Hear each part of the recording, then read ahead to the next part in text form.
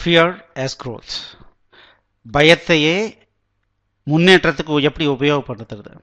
Fear can be scary. Fear அப்படிங்கிறது ஒரு மிகப்பெரிய பயமுறுத்தக்கூடிய டெரராக இருக்குது. when it surfaces we are wired to run. அது மேலே வருதுன்னு வச்சுங்க, ஓடுறா அப்படின்ற எண்ணம் நமக்குள்ளார வருது. டு அவாய்ட் இட், நம்ம எப்படியாவது அதை அவாய்ட் பண்ணணும்னு நம்ம நினைக்கிறோம். To consider it as bad as thing, as a bad thing. அதை நம்ம பயப்படுற விஷயம் எதுவோ அதை விட்டு ஓடு, அது ரொம்ப மோசமானது நம்ம நினைக்கிறோம். நாட் ட்ரூ, உண்மை அது அல்ல. In my mind fear is beautiful.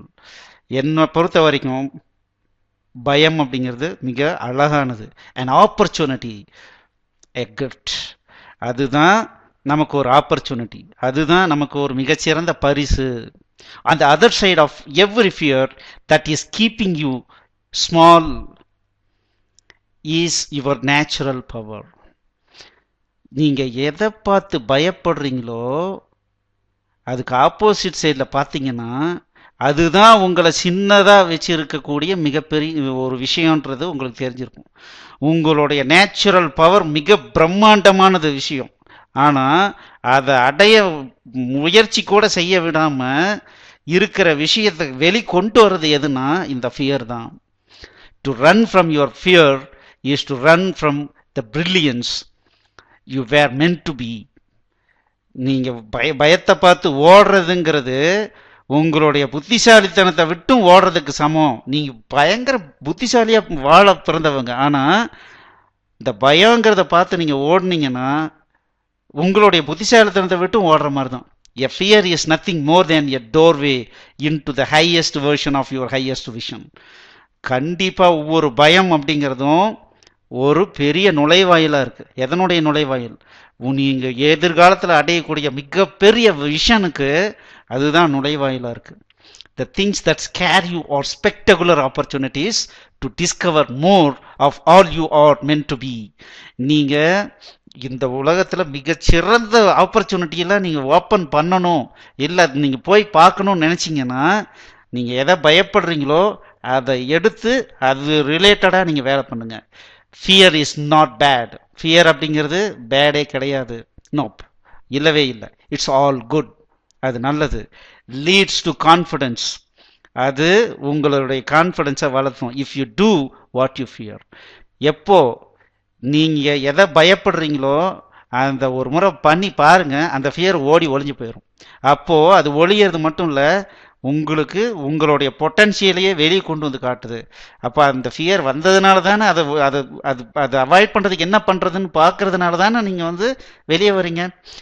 Leads to self respect. அப்போது உங்களுடைய செல்ஃப் ரெஸ்பெக்ட் வளருது. ப்ரொமோட்ஸ் க்ரோத், உங்களுடைய க்ரோத்தை வெளியே கொண்டு வருது. Makes you better. இங்கிலீஷ் பேசணும் ஆனால் பயமாக இருக்குன்னு நினச்சிக்கிட்டே இருந்தீங்கன்னா உங்களால் முடியும், ஆனால் முடியாதுன்னு நினச்சிட்டு பயந்துக்கிட்டே இருந்தீங்கன்னா என்ன ஆகும்? ஒன்றும் பண்ண முடியாது. அதுவே நம்ம ட்ரை பண்ணிடலான்னு ட்ரை பண்ண பண்ண பண்ண பண்ண பண்ண நீங்கள் எந்த அளவுக்கு அதில் எஃபர்ட் போடுறீங்களோ அந்த அளவுக்கு என்ன ஆகும்? இங்கிலீஷ் வரும். இங்கிலீஷ் வந்துச்சுன்னா தைரியமாக போய் பேசுவீங்க. தைரியமாக பேசுனீங்கன்னா நீங்கள் கேட்குறதெல்லாம் நடக்கும், கேட்குறதெல்லாம் கிடைக்கும், லைஃப்பில் முன்னுக்கு வந்துடுவீங்க. So today at work or at home, if something comes up that causes you to feel like running, avoiding, resisting, don't make a beeline for the door.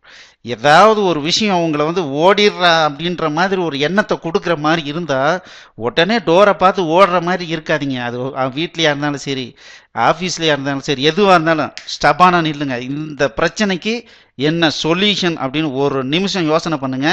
நீங்கள் கண்டிப்பாக அதுக்கு ஒரு சொல்யூஷன் கிடைக்கும். Instead show up like the leader you truly can be. எந்த அளவுக்கு அந்த சிச்சுவேஷனை handle பண்ண முடியுமோ அந்த மாதிரி உண்மையாக இருங்க. and embrace the opportunity you have been presented. உங்களுக்கு கிடைச்சிருக்கிற ப்ராப்ளத்தை ஒரு ஆப்பர்ச்சுனிட்டியாக நினச்சி அதை அப்படியே பாருங்க. Because what you resist will persist. நீங்கள் எதை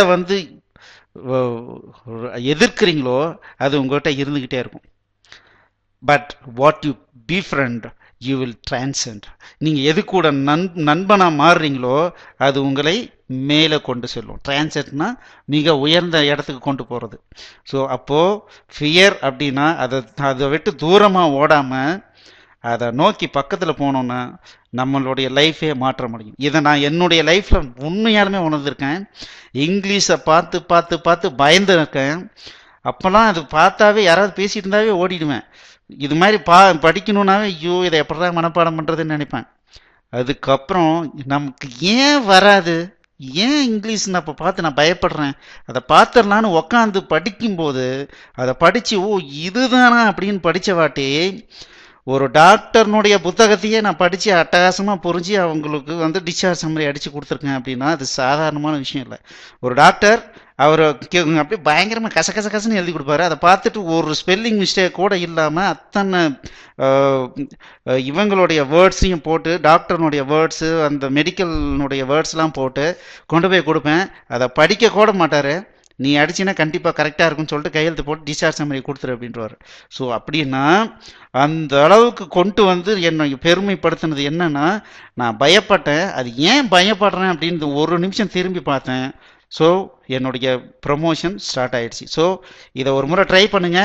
நீங்கள் இங்கிலீஷ் படிக்கணும்னா இங்கிலீஷ் படிக்கலாம். எதை படிக்கிறதுனால எதை வேணாலும் சாதிக்கலாம். நீங்கள் எதை பார்த்து பயப்படுறீங்களோ, ஏன் பயப்படுறன்ற கேள்வி கேளுங்க. அதை நோக்கி முன்னேறுங்க கான்ஃபிடண்ட்டாக. பயம் எங்கேயோ ஓடி போயிடும். நீங்கள் ஜெயிச்சிருவீங்க. தேங்க்யூ.